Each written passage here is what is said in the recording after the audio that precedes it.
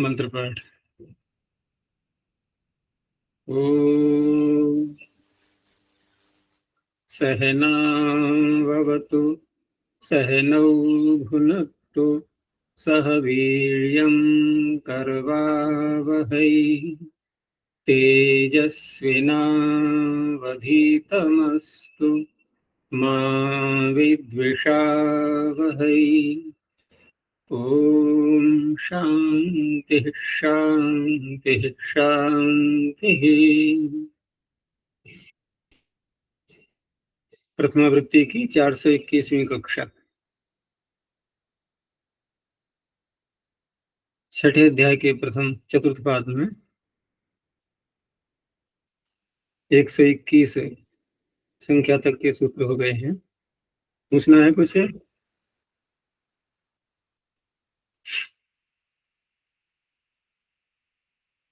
कल जो हमने विषय प्रारंभ किया था, अत एक हल मध्य अनादेश आदेश लेटी, बहुत लगता है सूत्र ये। और इसमें अनादेश आदेश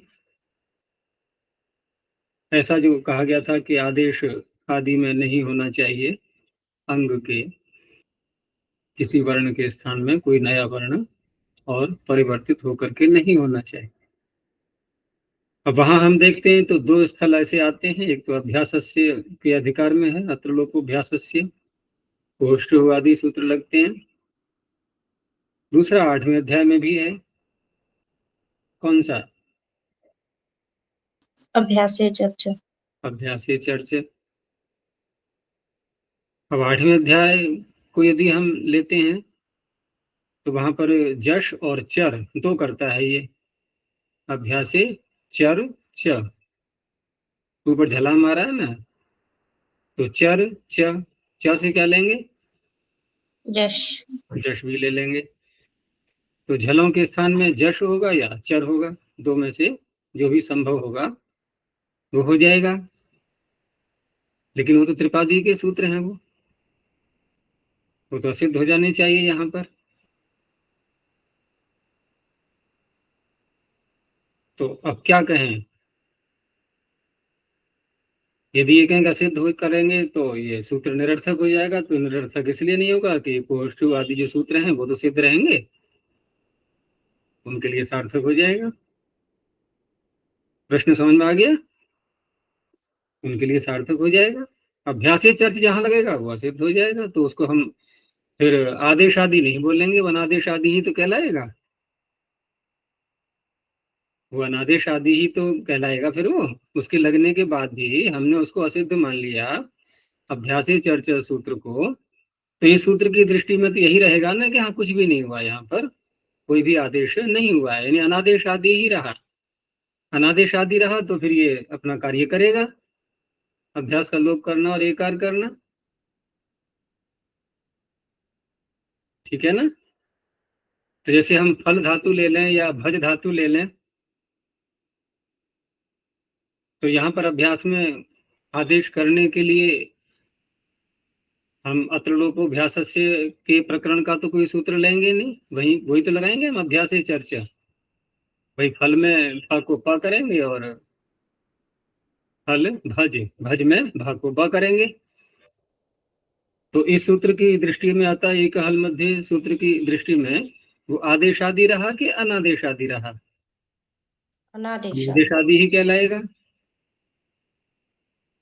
तो फिर आगे एक सूत्र हम पढ़ेंगे अभी आज, त्रिफल भज त्रिपक्ष। मैंने इसीलिए भूमिका बनाई, वहां देखो फल भी आ रही है, भज भी आ रही है ना? तो जब वहां आ रही है और वहां ये सूत्र कह रहा है कि इनमें भी यही बात, यही कार्य करना है, तो प्रश्न उठेगा क्यों करना है? अतः एक हल मध्य आ तो गया भाई, उसकी दृष्टि में अभ्यासे चर्चा सूत्र सिद्ध रहेगा तो ये कार्य तो वही कर देगा, अभ्यास का लोप और एक कार्य। आपको फल और भज ग्रहण करने की क्या आवश्यकता है यहाँ? क्योंकि ये अतिरिक्त धातुएं तभी तो पढ़ी गई हैं आगे के सूत्रों में कि इन सूत्रों से प्राप्त नहीं था एकार करना, अभ्यास का लोप करना, तभी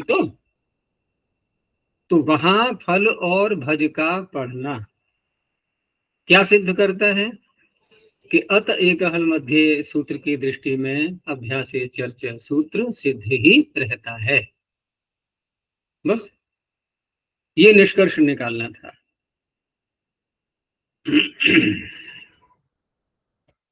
अच्छा जी, एक बात समझ नहीं आई, ये लिट निमित्तक आदेश वहां हमने समझा था ना, तो ये अभ्यास चर्चा ये सब आदि लिट नहीं निमित्तक। कहा था कुछ पूछना है तो कहा था कुछ नहीं पूछना है, अब निकल आया प्रश्न। क्या? अतः एक हल मध्य आदेश आदि लिटि, इसमें लिटि 2 बार पढ़ा गया था।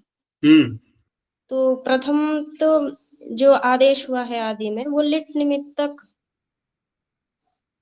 ऐसा आदेश न हो, तो ये ऐसा अभ्यास आदेश ना हो। हाँ, लिट को मान करके जो आदेश होते हैं वो नहीं। वैसा न हो। अर्थात अनादेश आदेश जो ये कह रहा है शब्द कि आदेश आदि में नहीं होना चाहिए, तो वह आदेश लिट निमित्तक यदि होगा तब। तो अभी जो अभ्यास चर्चा ये सब आदि लिट निमित्तक। अभ्यास कब होता है? बिना लिट के हो जाएगा? परंपरा से लिट निमित्तक ही रहेगा वो। वहां बात ये हुई थी कि जैसे हम णुनः या धात्वादेश सह लगाते हैं, ये क्या लिट निमित्तक है क्या? नहीं। तो वहां ये आदेश आदि नहीं कहा जाएगा।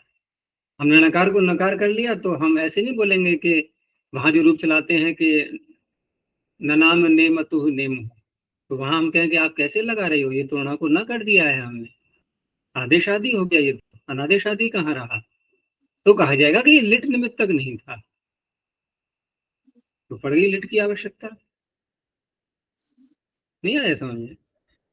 नेमतु में जब हम आकार को एकार करने लगे, अभ्यास का लोप करने लगे, तो तुरंत ही दूसरे व्यक्ति ने आक्षेप किया कि आप यहाँ कैसे कर पाओगे, यहाँ तो हमने ऋण को ना किया है, ये अनादेश आदि नहीं रहा, ये तो आदेश आदि हो गया।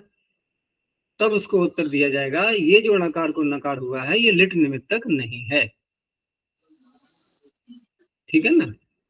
तो वहां पर हम उसको अनादेश आदि ही मानेंगे, क्योंकि लिट निमित्तक नहीं है, इसलिए भले ही ऋण को न हो गया है। लेकिन ये सूत्र ये नहीं मानेगा कि यहाँ पर आदेश हो चुका है। क्यों? क्योंकि लिट निमित्तक नहीं है। तो नेमतु नेमहु बन जाएगा वहां, नहीं तो ननमतु बनना चाहिए है। अभ्यास चर्चा में जो अभ्यास, नहीं तो ये दोनों प्रकरण जो अभ्यास हुआ है वो केवल लिट पर रहते ही नहीं है ना। हाँ, अभ्यास क्योंकि द्वित्व होने पर होता है, द्वित्व हुआ है लिट निमित्तक। ये सारी बातें सामने आ रही हैं, बिना लिट के ये अभ्यास तक हम पहुंच ही नहीं पाते। अभ्यास तक नहीं पहुंचते तो ये अभ्यास में जो होने वाले आदेश हैं ये भी नहीं हो पाएंगे। तो लिट वहां पर चाहिए था। और धात्वादेश आसन होना ये बिना लिट निमित्तक है, ना कोई लिट से लेना देना है ही नहीं, ये तो उपदेशावस्था में ही कर देते हैं, ये अलग है।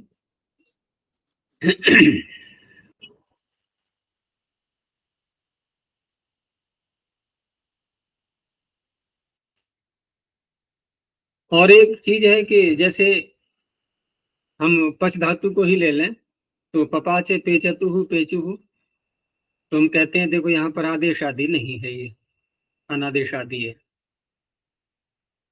लेकिन पच में क्या हम झलाम वो अभ्यास चर्चा सूत्र नहीं लगा सकते क्या? अभ्यास में झल के स्थान पर जश और चर होते हैं। झल में पकार आया कि नहीं, तो हम चर कर लेंगे। क्या करेंगे? चर, पकार को पकार ही कर लेंगे, क्योंकि व्याकरण का दिमाग तो खुरापाती होता है ना थोड़ा, वो तो करेगा ना उधेड़ बुन उसमें भी। भाई वर्षा तो वहां भी होती है ना जहाँ समुद्र होता है। ये तो है नहीं कि यहाँ जल की आवश्यकता नहीं है, परमात्मा बुद्धिमान है, वो यहाँ पानी क्यों गिराएगा। वर्षा तो वहां भी होती है। तो पानी में पानी गिरा, पानी ही रहा, पकार को पकार कर लिया, कोई बात नहीं, आदेश आदि तो हो ही गया ना। हमने हस्तक्षेप तो कर ही दिया ना, उसमें छेड़छाड़ तो कर ही ली।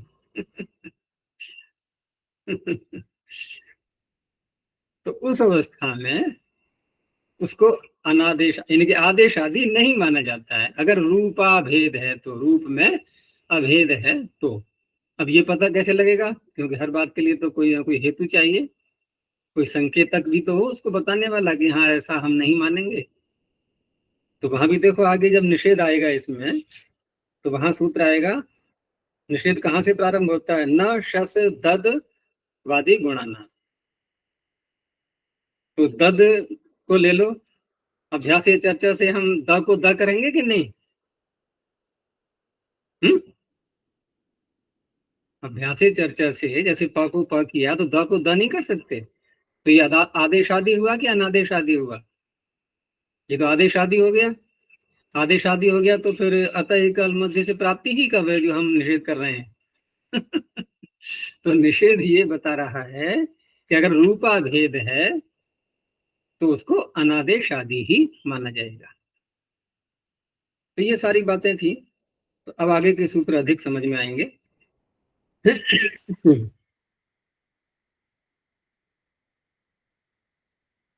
चलो अब देखते हैं आगे।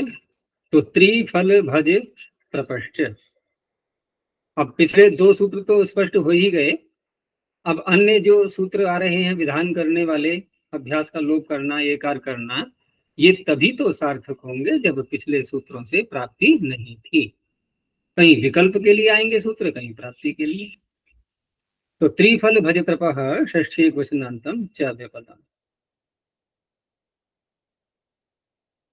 तो त्रिफल भज त्रप चार धातुएं हैं इसमें। त्रि दीर्घ ऋकारांत है ये, त्रिप्लवन संतरणयोः।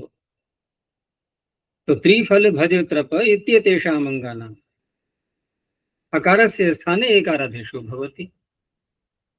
अब यहाँ अनादेश आदेश शब्द को नहीं लाना है, क्योंकि धातु का नाम ले दिया ना भाई। व्यापक रूप से जब बात कही जाती है कोई, तो वहां पर विशेषण लगाए जाते हैं। यहाँ तो धातु का ही ग्रहण कर दिया गया है सीधा, वो जैसी भी है वैसी है, उसमें और विशेषण क्या लगाएंगे आप? तेषाम् अंगानाम् अकारस्य स्थाने एकारादेशो भवति अभ्यास लोपश्च। और जो शर्त चलेगी वो सर्वत्र वही रहेगी कि कित मित लिट परे हो और सेठ थल परे हो। थल को साथ में लेके चलना है सर्वत्र, वो साथ साथ जाएगा।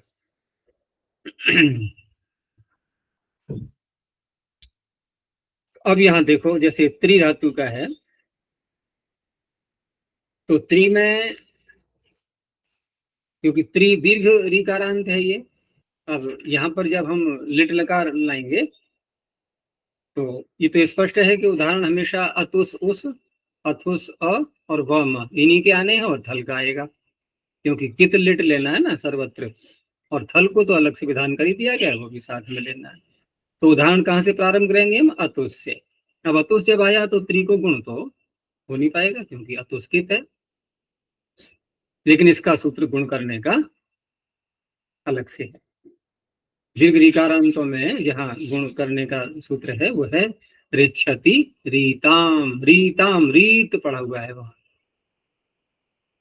वहीं पर है ये 7वें अध्याय के 4थे पाद में। तो ऋक्षत्य रीताम, जो रीकारांत हैं उनको गुण करता है ये। तो इसने गुण कर दिया तर। अब तर को देख हुआ है यहाँ, तो अभ्यास में तो त्रि ही आएगा द्विवचनीची लगा करके, ठीक है ना। तो त्रि और तर। अब ये सूत्र क्या यहाँ पर हमने कोई आदेश किया है? यहाँ आदेश आदि है, तो आदेश आदि है या नहीं है? नहीं है। अभ्यास में क्या है? द्वित्व करने के बाद त्रि, त्रि में उरत नहीं लगाएंगे?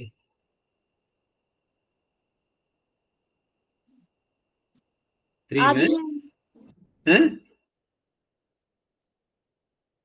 क्या? आदि में? आदि में नहीं है आदेश।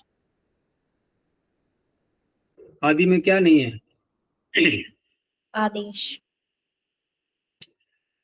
देखो त्रि धातु के आगे हम जब अतुस लाए तो पहले हमने गुण कर लिया। अब गुण करने के बाद, गुण करने के बाद जब द्वित्व किया तो द्विवचनीची से यहाँ पर गुण किया गया, वो द्विवचनीची से रूपातिदेश किया गया। तो रूपातिदेश करके अभ्यास में आया त्रि, अभ्यास में है अब त्रि, और उसके आगे है फिर तर। वो तो तर पहले से ही गुण हो चुका है वहां पर। अब अभ्यास में जो त्रि है, जब उरत लगाया हमने तो वहां क्या बन गया, तर। तो हम यूं कह सकते हैं कि जो प्रथम वर्ण है तकार, वो तो ज्यों का त्यों है यहाँ पर, लेकिन अभ्यास में शेष क्या रहता है, अभ्यास में आगे उसको तो हटाते नहीं है ना भाई। प्रथम हल शेष रहता है, लेकिन साथ में जो स्वर है वो भी विद्यमान रहेगा। तो ये स्वर, बिना स्वर के तो व्यंजन का उच्चारण होगा ही नहीं वहां पर अभ्यास में। इस दृष्टि से लिया गया है, क्योंकि यहाँ पर जब ये सूत्र बनाया गया है तो उससे ये भी सिद्ध हो रहा है कि गुण को भी ये आदेश के रूप में ले रहे हैं। वो गुण नहीं, उरत, उरत जो लगाया है हमने अभ्यास में, जो आकार किया है, री के स्थान पर आकार जो किया है, तो उसको भी आदेश के रूप में ले रहे हैं। नहीं तो इसको कहने की आवश्यकता ही नहीं थी फिर तो। त्रिधातु को यदि हम अगर हम अनादेश आदि मानेंगे तो उस अवस्था में अतः एक हल मध्य सूत्र से ही सिद्ध हो जाएगा। उस तरह से ले सकते थे इसको। फिर भी यहाँ पर कहा गया है तो गुण को भी ये आदेश के रूप में स्वीकार कर रहे हैं। तो इस तरह से इस सूत्र से यहाँ पर फिर अभ्यास का लोप कर दिया। उरत से पहले हाँ। ही ह्रस्वाहा से अभ्यास को रस्व हो जाएगा, वो भी अभ्यास हो जाएगा, आदेश ही हो जाएगा वो भी नहीं, ह्रस्वादि। वहां भी तो वही प्रश्न उठेगा कि तकार को तो नहीं किया ना कुछ भी हमने, किया तो री को ही, या तो री को ही। वो तो एक ही बात हो गई, हम री को ह्रस्व करें या उरत करें, जैसे भी करेंगे, क्योंकि उरत में वहां पर वो नहीं है, तपर नहीं है, उहु। वो दीर्घ री भी आ जाएगा, ह्रस्व री भी आ जाएगा। तो वहां दो दो सूत्र की आवश्यकता नहीं है लगाने की, क्योंकि एक एक नियम ये भी चलता है कि जो विधियां परिवर्तन करने के बाद भी लगे, परिवर्तन बिना किए भी लगे, वो नित्य कहलाती हैं फिर, है ना। हम ह्रस्व कर लेंगे तब भी व्रत लगेगा, नहीं करेंगे तब भी लग रहा है, तो फिर सीधे लगा ही लो उसको। वो नित्य हो जाती है विधि, वो पहले होती है। और वैसे भी ह्रस्व पहले है या व्रत पहले है, वहां प्रकरण देखें तो ह्रस्वा पे ह्रस्व पहले है, व्रत आ गया तो व्रत लगेगा। पर सूत्र को हमेशा महत्व दिया जाता है। तो तेरतु तेरु ये बन गया। या फिर हम एक और भी समाधान है इसका, हाँ अभी ध्यान आया मुझे, कि ठीक है हमने मान लिया कि यहाँ पर आदेश आदि हम उसी रूप में ले रहे हैं, चलो कि प्रथम वर्ण को ही हम आदेश, यहाँ पर कुछ भी नहीं हुआ है तो ये अनादेश आदि है, अनादेश आदि है, ठीक है ना। अब अनादेश आदि होने से अतः एक मध्य सूत्र से हो ही जाता। लेकिन जहां से जब निषेध प्रारंभ करेंगे हम, तो निषेध में जैसे मैंने कहा था कि शस और दद, लेकिन उसी सूत्र में एक शब्द और पढ़ा हुआ है, उधर ध्यान नहीं गया था अभी मेरा, गुणा नाम, गुण पढ़ा हुआ है नहीं, वादी गुणा नाम, न शस दद वादी गुणा नाम। तो गुणा नाम का अर्थ यही होता है कि जहां पर गुण हो जाता है, जहां धातु को हम गुण कर लेते हैं पहले, जो गुण के योग्य होती हैं। अभ्यास में गुण करने की बात नहीं है, अभ्यास में तो गुण नहीं करना, गुण तो प्रारंभ में ही हो जाता है ना, द्वित्व करने से पहले ही गुण हो जाता है, वो तो द्विवचन लगाते हैं बाद में। तो गुण वहीं घटाएंगे जहां होता है। तो जहां धातुओं में गुण हो जाता है तो उस अवस्था में अतः एक हल मध्य सूत्र एकार नहीं करेगा, न शस ददवादी गुणाना। अब त्रि में हो गया निषेध इस सूत्र से। उस निषेध को रोकने के लिए, यानी कि त्रि में करना है हमें अभ्यास का लोप और एकार, उसके लिए पढ़ा गया है त्रि यहाँ पर। और फल और भज का मैंने बता ही दिया कि फल और भज में हम अभ्यास चर्चा से जो आदेश करेंगे भी, तो वो सिद्ध मान करके, ठीक है ना, सिद्ध मान करके अतः एक हल मध्य से प्राप्ति नहीं हो रही थी, आदेश आदि माना गया था वो, उसके लिए ग्रहण है। तो इस तरह से यहाँ त्रि फल भज। अब तरप में क्यों ग्रहण किया गया है, तो उसका तो उत्तर बहुत सामान्य है, तो सब लोग दे सकते हो।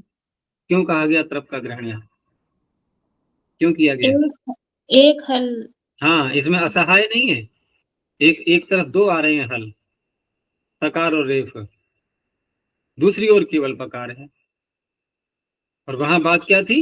असहाय। इधर भी एक, इधर भी एक, इसलिए तरफ का ग्रहण हो गया। तो सबका निश्चय हो गया। तो तेरतु तेरुहु तेरिथ, फेलतु फेलुहु फेलिथ, भेजतु भेजुहु भेजिथ। त्रप धातु आत्मनिपद की है, तो आत्मनिपद में तो सारे ही प्रत्यय कित होते हैं, तो सारे ही उदाहरण बन जाएंगे वहां। तो त्रेपे त्रेपाते त्रेपिरे त्रेपिषे त्रेपाथे त्रेपिड्वे त्रेपे त्रेपी वहे त्रेपी महे।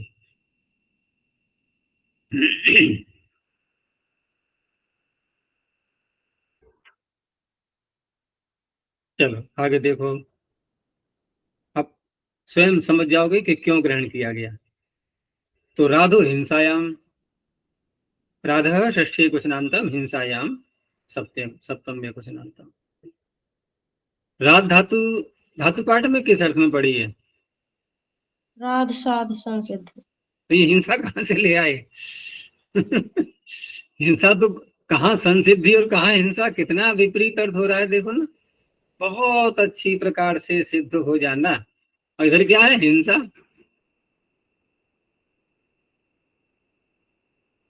तो यही ध्यान में आएगा कि पाणिनि कर क्या रहे हैं। ये स्वयं ही इनका धातु पाठ, स्वयं ही इनका ये सूत्र भी, वहां पढ़ रहे हैं संसिद्ध, यहाँ पढ़ रहे हैं हिंसा। क्या बिल्कुल ही भूल गए कि क्या मैंने धातु पाठ में कहा है? कोई कहेगा धातु पाठ बाद में बनाया, बाद और इसकी बात नहीं होती है। जब कोई व्यक्ति पढ़ा रहा होता है तो उसको ध्यान अपना पूरा विषय का पहले से ही पता होता है, क्योंकि अनेक शास्त्र पढ़ करके ही योग्यता आती है पढ़ाने की, तो उनको पता है। तो यहाँ तात्पर्य कहने का यह है कि ये भी तो एक नियम चलता है ना, अनेकार्थाः धातवो भवन्ति। धातुएं तो बहुत सारे अर्थ वाली होती हैं, तो ये ऐसे ही संकेतों से ये अर्थ निकलते हैं। ये वाक्य यूं ही नहीं बन जाते। अनेकार्था धातु भवन्ति, ये वाक्य यूं ही नहीं बन गया। बहुत सारे संकेत ऐसे स्वयं पाणिनि ने दे रखे हैं।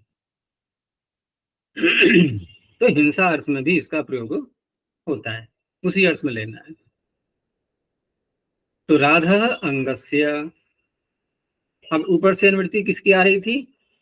अतः एक हल मध्य से अतः की, तो यहाँ अतः बोलेंगे। अब ये तो आकार है, तो अवर्ण से बोलना पड़ेगा। अभी ध्यान रखना अवर्ण और आकार में क्या अंतर है।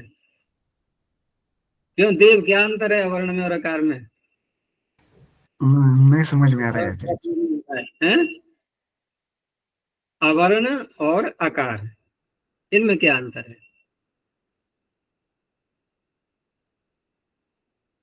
विचार करके देखो। देखो हमने कहा कार, कार हमेशा जिस वर्ण के आगे बोला जाता है वो अपने स्वरूप में ज्यों का त्यों रहेगा। आकार यानी अह्रस्व करके बोला हमने, तो ह्रस्व का ही ग्रहण होगा। हमने कहा अवर्ण, अब कार प्रत्यय नहीं लगाया है। अब यहाँ जो अ है ये अपने पूरे परिवार को पकड़ लेगा, दीर्घ ह्रस्व प्लुत सब आ जाएंगे इसमें। तो ये होता है अंतर। तो यहाँ अवर्णस्य स्थाने एकारादेशो भवति। अभ्यास लोपश्च किंगिति लिटि परतः थली च सेटि। तो राध में प्राप्त नहीं था क्योंकि यहाँ दीर्घ आकार है तो अनादेश आदि ही है, लेकिन ह्रस्वकार नहीं है। बस इसी कारण से इसको पढ़ना पड़ा है। दूसरा अर्थ भी हिंसा लेना है, ये भी कारण है। ठीक है ना, अर्थ भी हिंसा लेना है। यानी कि राध साध संसिद्ध, संसिद्धि वाले को नहीं बोलेंगे, संसिद्धि वाले में वैसे बनेगा रराधतुहु रराधुहु, वहां ऐसे ही बनेगा। अच्छा जी, राध अब यहाँ राध धातु धातु पाठ में पीछे सूची में दो जगह दिखा रहे हैं। स्वादिगण में तो राध साध संसिद्ध है, और दिवादी का दिखा रहे हैं, लेकिन यहाँ नहीं है। यहाँ अनोरुद्ध कामे है, वो है क्या? नहीं तो वहां हिंसा अर्थ कहाँ हुआ फिर भी? वो तो रुद्ध है ना, अनोरुद्ध काम है। तो राध दिखा रहे हैं पीछे सूची में, लेकिन यहाँ नहीं दिख रहा था। 32 पेज नंबर पे दिवादी गण में 32 पृष्ठ पर जी, प्रथम कॉलम 30 पृष्ठ पर प्रथम कॉलम, राधो अकर्मकाद वृद्धा देव, ये वाली है ना। अनुरुद्ध का में कौन सी? जी जी जी, राधा कर्मकाल। हाँ, राधः अकर्मकाद वृद्धौ एव, तो यहाँ वृद्धि अर्थ में है ये। हिंसा तो अर्थ यहाँ भी नहीं हुआ ना, जी हिंसा तो अर्थ यहाँ भी नहीं हुआ।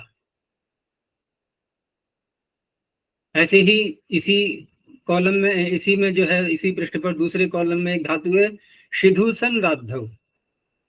अब वहां देखो अर्थ क्या दे रहे हैं, राध धातु से सम लगा करके और अच्छी प्रकार से संसिद्धि, ठीक है ना, सन राधव, क्योंकि सिद्ध धातु का हम प्रयोग करते हैं ना, सिद्धि बनाते हैं जब, तो सिद्धि इसी धातु से बनेगा, शिधुसन राधव। अच्छा, दूसरी धातु है रध हिंसा संराध्य हो। तो वो तो रध, उसको छोड़ो अभी, उससे तो लेना देना है नहीं, क्योंकि यहाँ रधो हिंसा है नहीं है, राधो हिंसा है। तो अब यहाँ पर हिंसा अर्थ एक यानी अनेकार्थ धातव, ये तो स्पष्ट हो ही गया। दूसरा ये है, और उसको स्पष्ट करने के लिए, हिंसा करने के लिए अप साथ में लगा दिया गया है। तो अप जो है बिल्कुल ही अर्थ परिवर्तित कर सकता है, क्षमता है उसमें, उपसर्गों में होती है ऐसी क्षमता। और हम व्यवहार में भी देखो, अपराध शब्द कितना चलता है व्यवहार में, अपराधी, अपराध, ये सब चलते हैं, एक्यूज्ड। तो वहां हिंसा अर्थ ही तो है एक प्रकार से, भाई जो गलत कार्य करता है, समाज को कष्ट पहुंचाता है, कष्ट वही हिंसा हो गई, पीड़ा देना किसी के लिए वही अपराध होता है। तो यही अप लगा करके राध धातु हिंसा अर्थ में आती है, लेकिन धातु पाठ में नहीं मिलेगी ऐसे करके, उपसर्ग लगा करके ही हिंसा अर्थ में लाएंगे हम उसको, तभी हो पाएगा। चलो ये हो गया स्पष्ट। राधो हिंसायाम। तो यहां तक तो ये जो दो सूत्र हैं ये अलग से विधान करने के लिए हो गए, प्राप्ति न होने के कारण से। अब विकल्प वाली बात आई, तो विकल्प में दोनों बातें हो सकती हैं, प्राप्त विभाषा भी होती है, अप्राप्त विभाषा भी होती है, जहां जैसा संभव हो वहां देखेंगे। तो वा ज्री भ्रम त्रसाम, ये दो सूत्र विकल्प के आ रहे हैं। तो वा अव्यपदम ज्री भ्रम त्रसाम षष्ठी बहुवचनांतम, ज्री भ्रम और त्रस तीन धातुएं हैं इसमें। ज्री यहाँ भी दीर्घ ऋकारांत है, ज्रीश झ्रीश वयो हानौ, वही ज्री है ये। तो ज्री भ्रम त्रस इत्येतेषाम् अंगानाम अतः स्थाने, यहाँ हम तपर कर सकते हैं, अतः स्थाने एकारादेशो भवति अभ्यास लोपश्च वा, किंगित लिटि पड़ता थली चसेटी। अब यहाँ बताओ कि त्रि में प्राप्त विभाषा है या, त्रि नहीं, ये ज्री में प्राप्त विभाषा है या कि अप्राप्त विभाषा है? अप्राप्त विभाषा। अप्राप्त क्यों है, तो क्या उत्तर आएगा कि नशा सदवादि गुणा नाम से गुण होने के कारण से यहाँ पर निषेध कर दिया गया था। और भ्रम और त्रस में, भ्रम में त्रस, दोनों में अप्राप्ति, दोनों में अप्राप्त है। बल्कि भ्रम में तो हम यहाँ तक कह सकते हैं कि दो दो बातें विरोध में आ रही हैं। एक तो आदेश आदि भी है ये, ठीक है ना, भगो भ करेंगे नहीं, और दूसरा असहाय हल नहीं है, वहां तो दो दो रुकावटें आ रही हैं। त्रस में एक ही रुकावट है, असहाय हल नहीं है, तो ये दोनों अप्राप्त विभाषा। तो इस तरह से हम तीनों धातुओं को ले सकते हैं, तीनों अप्राप्त विभाषा कहलाएंगी। तीनों में प्राप्ति नहीं थी, एक में गुण के कारण से, और एक में आदेश आदि और असहाय न होने के कारण से, और तीसरी में वहां भी दो हल आ रहे हैं। तो जे रतु जेरुहु जेरिथ, जजरतु जजरुहु जजरिथ, गुण उसी से करेंगे, रिछत्तरिताम, ध्यान रखना, और फिर द्विवचनची लगा देंगे। भ्रम का भ्रेमतु भ्रेमु भ्रेमिथ। अब यहाँ तो अभ्यास का लोप ही हो गया है, तो हमें आदेश कहाँ दिखाई देगा? आदेश आदि होने पर भी अप्राप्त विभाषा होने के कारण से अभ्यास का लोप कर दिया गया, बकार होने पर भी। लेकिन दूसरे पक्ष में तो दिखाई देगा हमें बकार, तो बभ्रमतु बभ्रमुहु बभ्रमिथ। त्रेसतुः त्रेसुः त्रेसिथ तत्र सतुः तत्र सुः तत्र सिथ। त्रस धातु किस अर्थ में आती है? त्रसी उद्वेगे। उद्वेग अर्थ में। और भ्रम तो उसमें आती है चलने अर्थ में। अनवस्था है, हाँ, अनवस्था में चलना तो होता है लेकिन थोड़ा अनवस्था की दृष्टि से, ऐसा नहीं एक सीधे में जा रहा है। अब यहाँ पर 7 धातुएं और हैं आगे जिनमें विकल्प किया गया है, तो यहाँ भी प्राप्त और अप्राप्त दोनों बातें घट सकती हैं, जहां जैसा होगा देखा जाएगा। तो फणाम च सप्ताह नाम लेंगे क्रम से ही, जहां फण धातु आई है उसके आगे 6 और गिन लेना।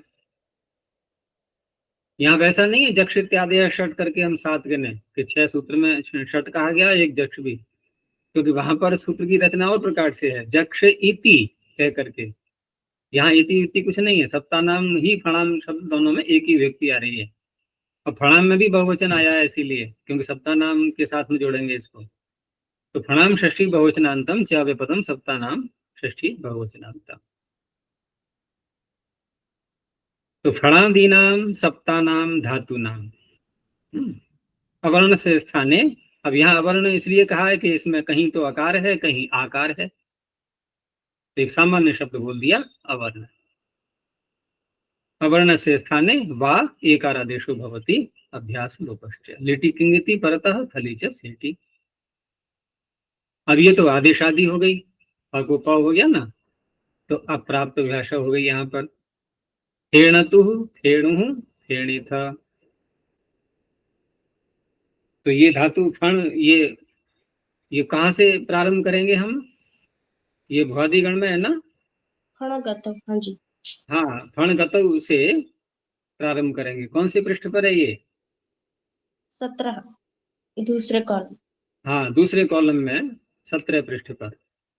तो फणगतौ में वैसे यहाँ पर समाप्ति हो रही है, जो पिछला भाग चल रहा था उसकी सभी धातुएं परस्मी पद की थी वहां पर। तो ये परस्मी पद का उदाहरण है, फेणतुः फेणुः फेणिथ पफणतुः पफणुः पफणिथ।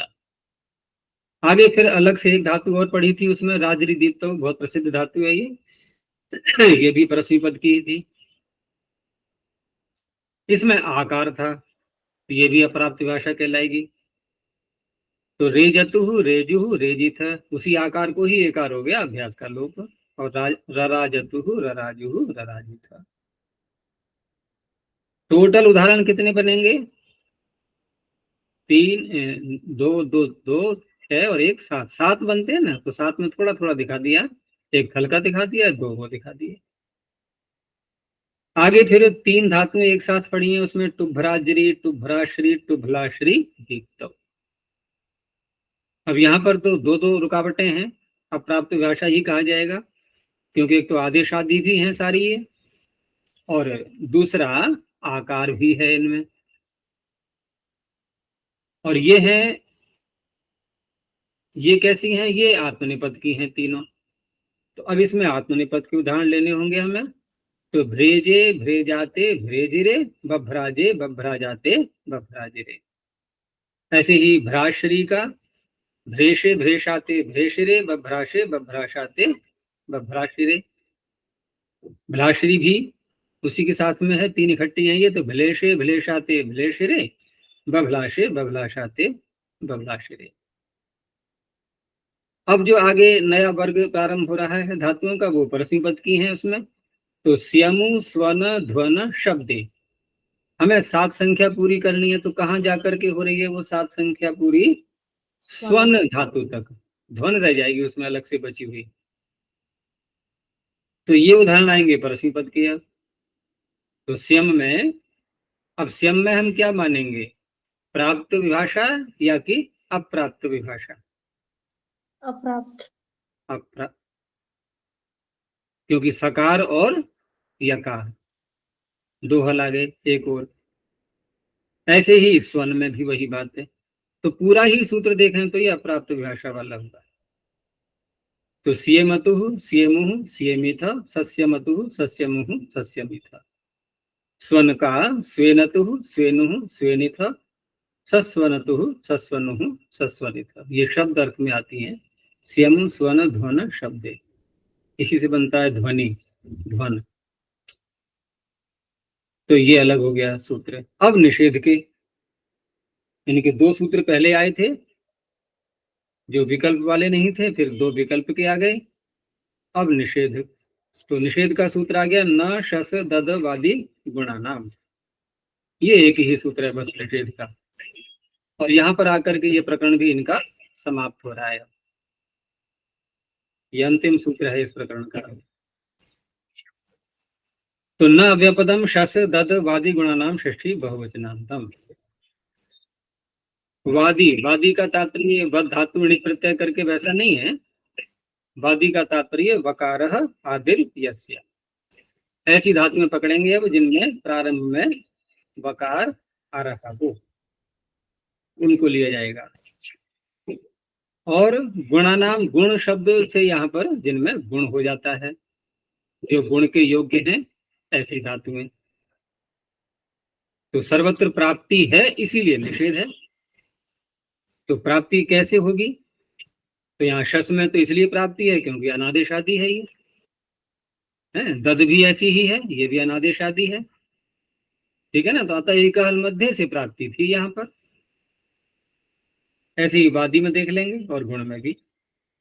तो शस दद इत्येतयोरंगयोः वकारादीनां च अंगानाम, और गुण शब्द से तात्पर्य यहाँ पर गुण शब्देन अभिनिर्वृत्तस्य च यो अकारः, क्योंकि गुण से यहाँ पर गुण के योग्य जो धातुएं हैं, तो गुण तो हम देखते हैं कि ओ ए अ, 3 है ना, अ ए ओ, तो तीनों ही गुण ले लिए जाएंगे। लेकिन हमें पीछे ये भी देखना है, प्रसंग चल रहा है आकार के स्थान पर एकार, क्योंकि ये निषेध कर रहा है। सबसे बड़ी बात तो ये है विचार करने की, ये कर रहा है निषेध।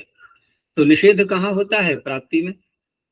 प्राप्ति कहाँ होगी? जहां आकार दिखाई देगा तभी तो प्राप्ति होगी। तो जहां पर आकार बन जाता है, जहां आकार गुण के रूप में आएगा, भले ही वो रपर हो, उससे कोई तात्पर्य नहीं है। रपर होने पर भी गुण तो नाम हुआ ना उसका, पहले गुण किया गया उसके बाद रपर हुआ है। तो वहां जो गुण करके आकार आ रहा है, उसके स्थान पर एकार की प्राप्ति हो रही है, उसको रोका जा रहा है। इसलिए जो वाक्य इन्होंने पूरा खोला है गुण शब्द का अर्थ करते हुए, तो गुण शब्दे न अभिनिर्वृत्तस्य च यो अकारः तस्य स्थाने एकारादेशो अभ्यास रूपश्च न भवति किंगित लिटि परतः फली च स्यति। तो शस धातु का, तो शस धातु का अर्थ क्या होता है?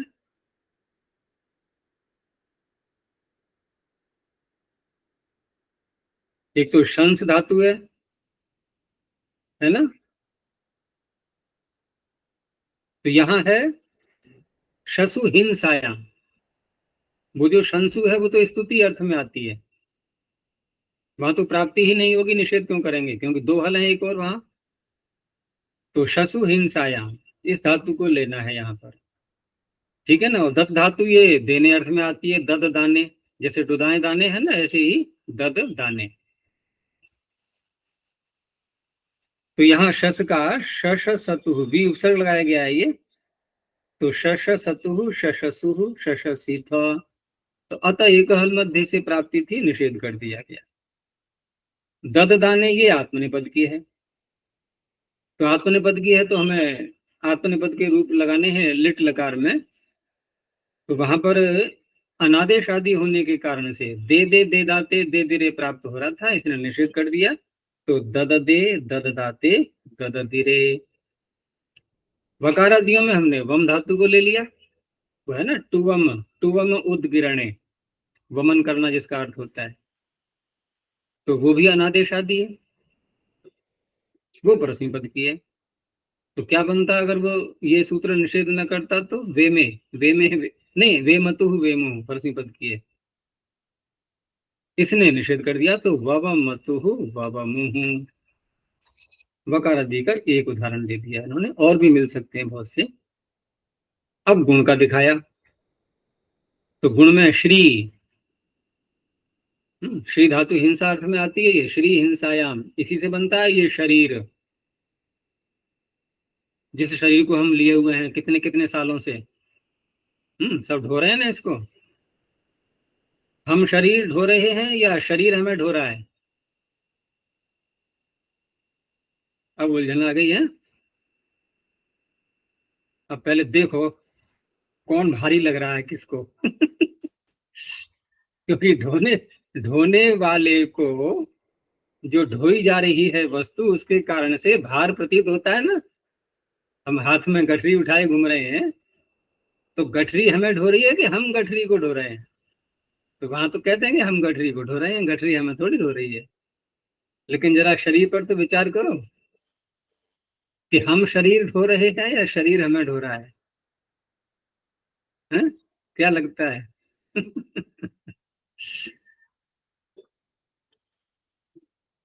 दोनों में उलझन आएगी अब। दोनों उत्तरों में कहीं से भी कोई उत्तर दे दो। अगर हम ये कहें कि हम शरीर ढो रहे हैं तो हम कौन हो गए? जीवात्मा। ये तो स्पष्ट है, दो भाग करने पड़ेंगे ना हमें, दो वस्तुएं अलग अलग। तो हम जीवात्मा, तो जीवात्मा तो कुछ भी नहीं कर सकता ये, इसकी तो क्षमता ही नहीं है, वैसे भी निष्क्रिय है पुरुष। ये तो कोई क्रिया ही नहीं कर सकता, ये क्या ढोलेगा? तो वहां भी उत्तर नहीं बन पाएगा। और शरीर हमें ढो रहा है तो शरीर तो जड़ है, ये कैसे ढोलेगा? तो दोनों में ही उलझन आएगी। ठीक है ना? तो गंभीरता से विचार करना, फिर बताना कल को कि कौन ढोता है। परीक्षण कर करके, ठीक है ना, प्रैक्टिकल रूप में लेबोरेटरी में ले जाना अपने को। तो ये श्री हिंसायाम। हिंसा का अर्थ यहाँ ये नहीं है कि शरीर है तो इसको मारो, हिंसा करो इसकी। अभी तो ये हिंसित होता है। कष्ट कष्ट जो है हमें कहाँ मिलते हैं? भोगा यतनम शरीरम, यही तो सारे कष्ट अनुभव होते हैं। ये ठीक है कि सुख भी अनुभव होते हैं, दुख भी अनुभव होते हैं, लेकिन दुख की मात्रा अधिक है या नहीं? बल्कि यहाँ तक कह दिया गया है कि सब दुख ही दुख है, सुख तो है ही नहीं। यहाँ पर सुख है तो भ्रांति हो रही है वो तो। चलो वो अलग विषय बन जाएगा एक। तो श्री हिंसायाम धातु का यहाँ बनेगा। अब यहाँ पर गुण होने के कारण से, गुण होने के कारण से जो आकार आ रहा था, तो वहां पर जो निषेध इससे कर दिया गया, क्योंकि उसके आकार को एकार की प्राप्ति हो रही थी। तो शशरतुहु शशरुहु, नहीं तो क्या बनता? शेरतुहु शेरुहु, भी उपसर्ग लगा दिया गया है।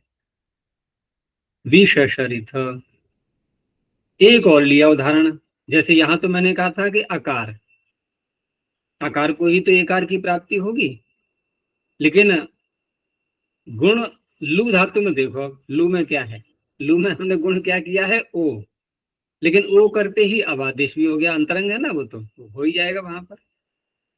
तो यद्यपि ओ को एकार की प्राप्ति नहीं थी, लेकिन गुण करने के बाद अंतरंग होने से तुरंत ही वहां पर अवादेश भी हो गया। उसके बाद ही लगाएंगे हम द्विर्वचनीची सूत्र द्वित्व करते समय। पहले ओकार कर लेंगे, अवादेश भी कर लेंगे, सारे कार्य लव बन जाएगा पहले, उसके बाद फिर द्वित्व करेंगे। तो यहाँ पर भी आकार उपलब्ध हो चुका है, ऐसे ही पू धातु में भी।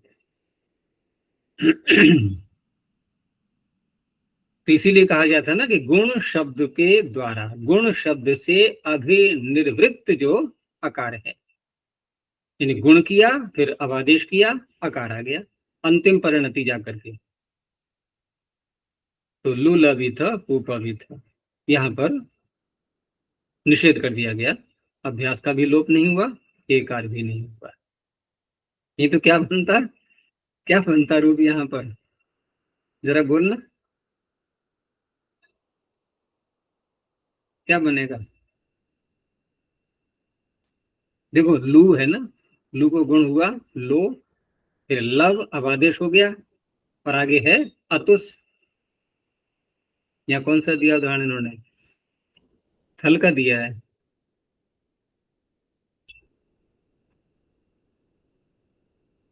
थल का क्यों दिया है जरा बताना।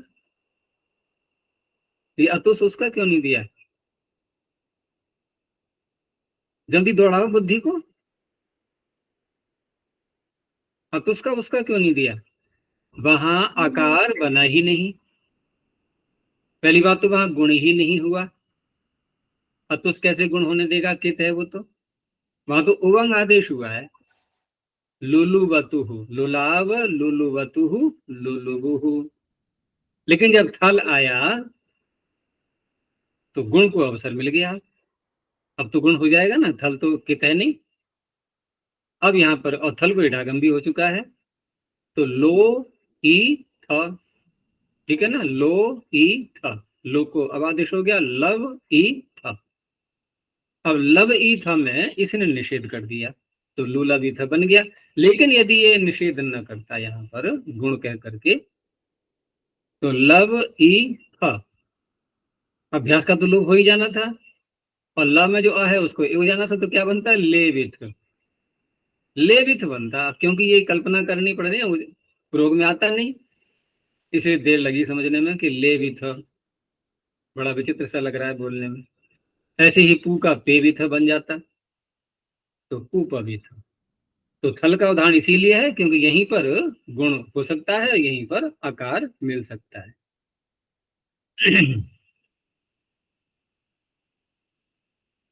तो ये तो विषय यहाँ समाप्त हुआ। अब आगे सूत्र, ये दो सूत्र अलग विषय के हैं, ये पीछे से केवल मात्र सब संबंध छूट चुके हैं, केवल अंगस्य चल रहा है।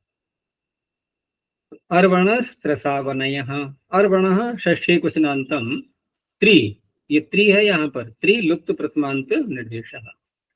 असौ, या दस का रूप मत समझ लेना कि असौ अमु अमी। असौ सप्तम क्वचनांतम, अनय पंचम क्वचनांतम। ये सु का निषेध है, असौ सु प्रत्यय जो होता है उसका निषेध। प्रथमा का एक वचन। तो अर्वन अंगस्य स्थाने, षष्ठी है ना, अर्वण, अर्वन अंगस्य स्थाने मूल शब्द क्या है अर्वन, ये षष्ठी स्वयं बता रहा है, षष्ठ्यंत शब्द अर्वण, तो अर्वन है तो अर्वण बन जाएगा षष्ठी में।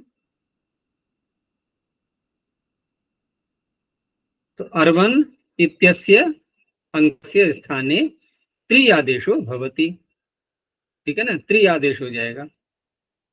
कब होता है, तो कब होता है को कहने के लिए इन्होंने जहां नहीं होता है वो बात कह दी है, ठीक है ना। असौ अर्थात सु पर रहते नहीं होता है, यानी सुह के ततः परो न भवति।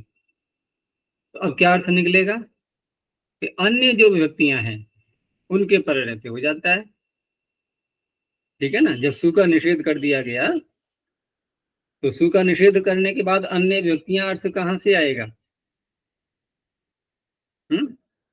जब नए समास करते हैं तो एक नियम चलता है ना कि नए इव युक्तम अन्य सदृशाधिकरणे तथा ही अर्थगति ही। हमने नए से निषेध किया तो उसको नहीं लेंगे, लेकिन दूसरा जो आएगा उस जैसा, कुछ मिलता जुलता तो हो। जब ये कहा जाएगा अनश्वम आने, घोड़े को मत लाना, तो वो क्या जो है सेवक ने क्या किया कि पत्थर को उठा के ले आया। तो ये क्यों लाया कि आपने कहा था कि घोड़े को मत लाना, मैं पत्थर को लाया हूं। तो कहेंगे ना बड़ा मूर्ख है ये। अरे जब तुझसे कहा था घोड़े को मत लाना तो घोड़ा से भिन्न लेकिन घोड़े के सदृश कोई अन्य पशु लाना था, वो पत्थर को उठा लाया। तो यहाँ पर भी सु नहीं हो लेकिन सु से भिन्न सु जैसा हो। तो सु जैसा के तात्पर्य जो विभक्तियां हैं सारी, अन्य जो 21 प्रत्यय हैं, तो एक को निषेध किया तो अन्य 20 प्रत्यय तो आ गए, वहां लग जाएगा इस तरह से। आचार्य जी, भाषार्थ कोष्टक में अवर्ण लिखा है, इसमें भाषार्थ में कोष्टक में अवर्ण, अर्वण, अर्वण शब्द का, अर्वण शब्द को जी बोल रहे हो ना, तो कौन सी जी, पंक्ति में है? अवर्ण लिखा है कौन सी पंक्ति में? प्रथम पंक्ति में, हिंदी में भाषार्थ में। अच्छा हाँ हाँ, ठीक है ठीक है। जी जी, हाँ इसको संभाल लेना। अर्वण जो रेफ है ना, ये वा के ऊपर लगा लो। चलो आज तुम्हारी सूक्ष्म दृष्टि काम आ गई थोड़ी। तो अर्वण, हाँ अब यहाँ हम जब देखेंगे कि सु का तो निषेध कर दिया इसने, अन्य प्रत्यय ले लिए गए, लेकिन एक साथ में निषेध और जोड़ दिया गया है, अनयः। तो अनयः तो स्पष्ट है कि नए समास न को बस शब्द के साथ में, इनके अनर्वन हमें लेना है अर्वन। यदि हमने अनर्वन बना लिया है तो फिर ये त्रि आदेश नहीं करेगा, ठीक है ना, ये त्रि नहीं करेगा। वहां पर वैसे ही रूप चलेंगे फिर के अनर्वा, अनर्वाणौ, अनर्वाणः, वहां ऐसे ही चलाएंगे जैसे कि अन्य अनंत शब्दों के चलते हैं, जैसे राजन के चलते हैं, राजा, राजानौ, राजानः। तो अनर्वा, अनर्वाणौ, अनर्वाणः, अनर्वाणम, अनर्वाणौ, अनर्वणः। लेकिन हमें जब केवल अर्वन के चलाने होंगे, अब प्रथमा में तो हम राजा के समान ही बनेंगे, अरवा, यही बनेगा राजा। अब बदल जाएंगे सारे रूप आगे के, ठीक है। तो इन्होंने द्विवचन से प्रारंभ किया, तो अरवा। अब आगे जब औ प्रत्यय लाए अर्वन शब्द से, अब इसने क्या किया, त्रि आदेश कर दिया। तो अलोन्त्यस्य से कहाँ आएगा ये, क्योंकि त्रि में हम इसको अनेकाल मत मान लेना, री तो अनुबंध है ना उसमें, तकारी ही तो है केवल, और री अनुबंध लगाया गया है उगित करने के लिए, जिससे कि नुमागम भी कर पाए हम, क्योंकि अब ये शब्द बन जाएगा अर्वत्री। अर्वन में अलोन्त्यस्य सूत्र से नकार को कर लिया त्रि, तो शब्द क्या बन गया, अब अर्वन नहीं है, अब क्या है, अर्वत्री, अर्वत्री। त्रि को हटा दो, अनुबंध है वो अर्वत। अब अर्वत कैसा है, जैसे अन्य उगित शब्द होते हैं वैसा बन गया। अब ये उगित होने से उगित चाम सर्वनाम स्थान है, धातु सर्वनाम स्थान में हमें नुमागम का भी ध्यान रखना है, 4 जगह, और एक तो निकल ही गया अरवा, वहां तो कोई मतलब ही नहीं था। अब जो 4 प्रत्यय और रह गए सर्वनाम स्थान के, वहां नुमागम भी, तो अरवत का बन गया अब अरवंत, नुमागम करके बस औ जोड़ दो, अरवंतौ, अरवंतः, अरवंतम, अरवंतौ। अब बोलो आगे, अब आगे क्या करेंगे हम, आगे क्या बनाएंगे रूप, देखो अर्वत्री है, री अनुबंध है गया अर्वत। अब यहाँ पर री के अनुबंध का तो कोई कार्य रहा नहीं, वो तो नुमागम का था, वो तो हम कर चुके संपन्न उसको। अब तो किल प्रत्यय आगे जोड़ दो, शस प्रत्यय जुड़ गया, अर्वतः, तृतीया में अर्वता, आगे भ्याम आएगा तो तकार को तकार कर दो, पद संज्ञा करके, अर्वभ्याम, अर्वद्भिः, अर्वते, अर्वभ्याम, अर्वभ्यः, अर्वतः, अर्वभ्याम, अर्वभ्यः। और पाणी ने सूत्र क्या बनाया था, देखना जरा, ये उल्लंघन कर रहे हैं ना अपने नियम का। ये तो घोर अपराध है ना, कि स्वयं बीड़ी पी रहे हैं और दूसरों से कह रहे हैं बीड़ी मत पिया करो, ठीक है ना, तो तुरंत पकड़ लेगा, खुद क्यों पी रहे हो। तो स्वयं स्वयं तो ये त्रि आदेश कर नहीं रहे, शिष्यों को आदेश दे रहे हैं। तो देखो वहां एक शब्द का स्वरूप दिखाना था, ठीक है ना। अच्छा ये बताओ मुझे, अगर ये स्वयं त्रि आदेश कर दें तो फिर त्रि आदेश होता है, ये कहाँ वाक्य बना, त्रि आदेश कर दिया गया, फिर तो ये वाक्य बनेगा। तो शब्द का स्वरूप दिखा करके बोल रहे हैं। अब यहां पर हम क्या बोलेंगे, अर्वन जो शब्द है ना, ये ऐसा जो आता है उसके स्थान में, तो अर्वन में ही सीधे लाएंगे विभक्ति। अब नस प्रत्यय, इनकी त्रिआदेश तो करना है ना, मैं अभी किया नहीं गया है, करने से पहले की स्थिति दिखा रहे हैं। भाई बाजार से हम सब्जी लाए और कि सब्जी ऐसे बनती है, किसी को सिखा रहे हैं, लेकिन जब सब्जी ऐसे बनती है तो प्रारंभ में तो कच्ची सब्जी ही होगी ना, वो तो बाद में बना के दिखाई जाएगी। तो बाद में तो हम लोग बना तो रहे हैं, अभी अरबंत अरबंता ये सब बना लिए, वो कच्ची सब्जी है सूत्र में।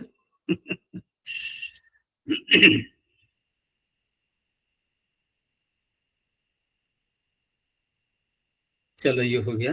और भी दिखा दिए इन्होंने अन्यत्र, क्योंकि जैसे ये दिया है इन्होंने अर्वती, तो अर्वती में हमने मूल शब्द, एक चीज और है यहाँ पर, जैसे मैंने कहा था कि सु से भिन्न लेकिन सु के सदृश, तो हमने सारी व्यक्तियां ले ली थी।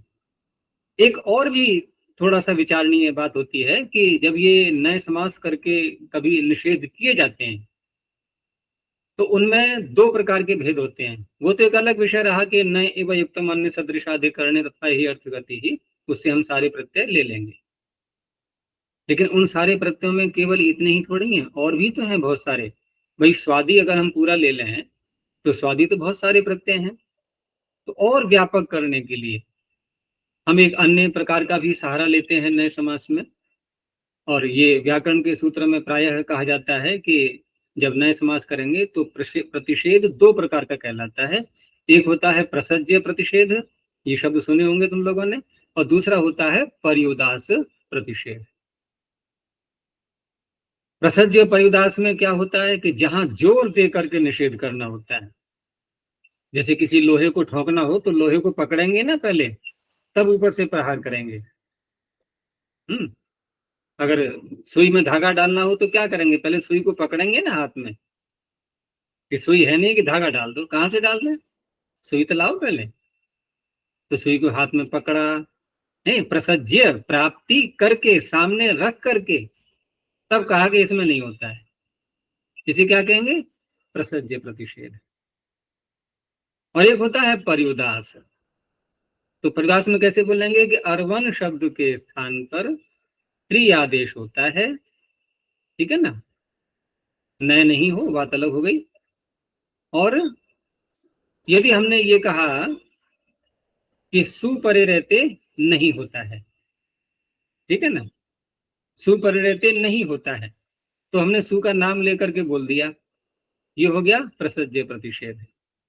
और हम ऐसे कहें कि सु से भिन्न प्रत्ययों के परे रहते, ठीक है ना, सु से भिन्न, हम सु का नाम वैसे नहीं कह रहे हैं कि सु आएगा तो नहीं करेंगे, अपितु ये कह रहे हैं कि सु से भिन्न प्रत्ययों के परे रहते हो जाता है, तो सु को हमने खुला छोड़ दिया, ये हो गया पर्युदास,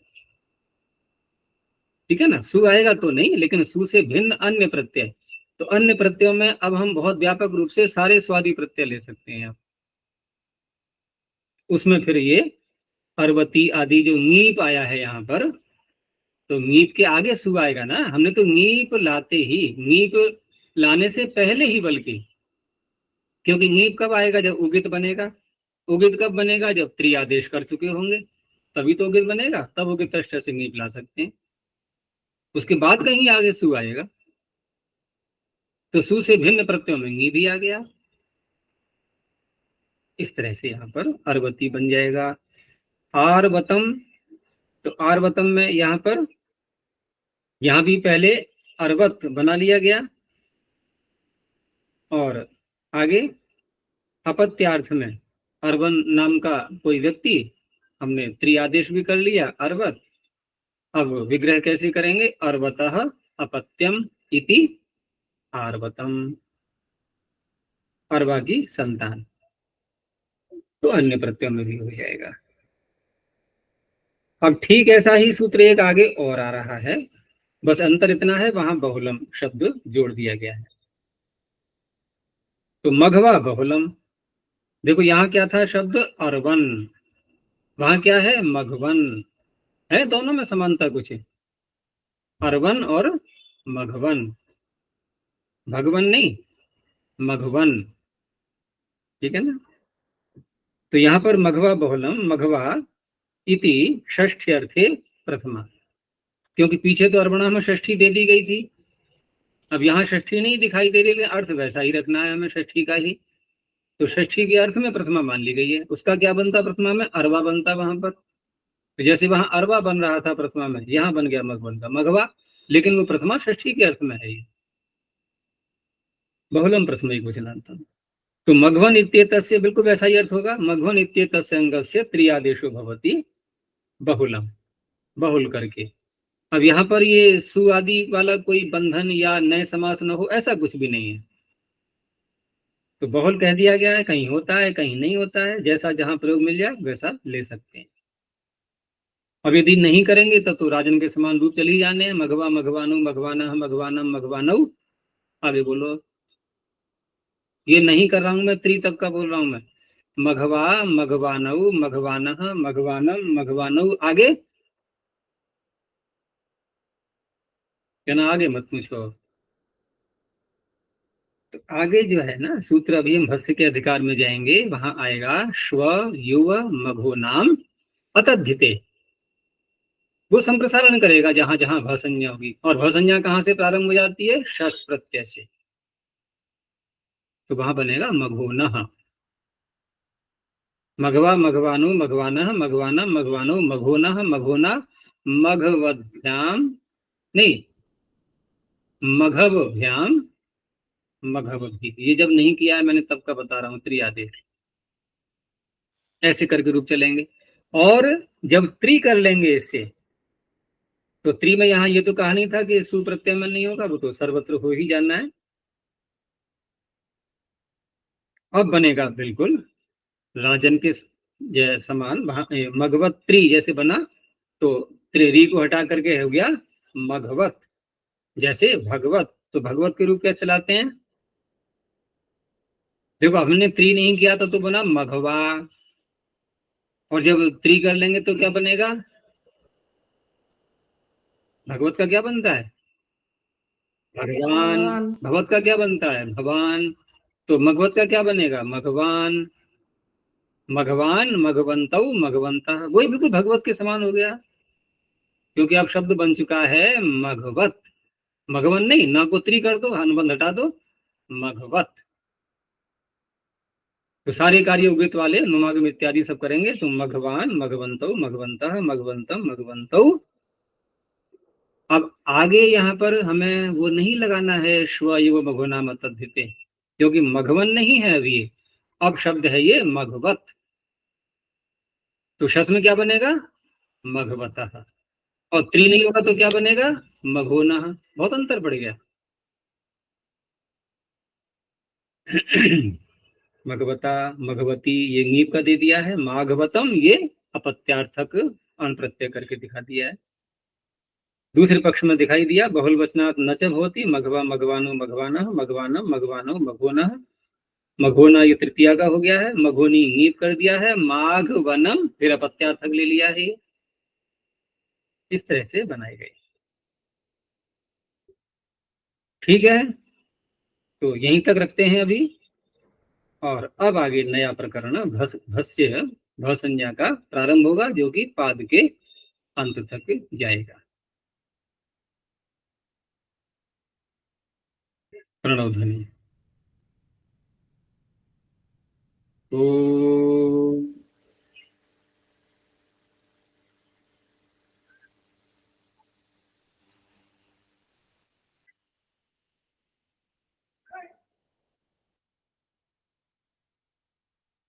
ओ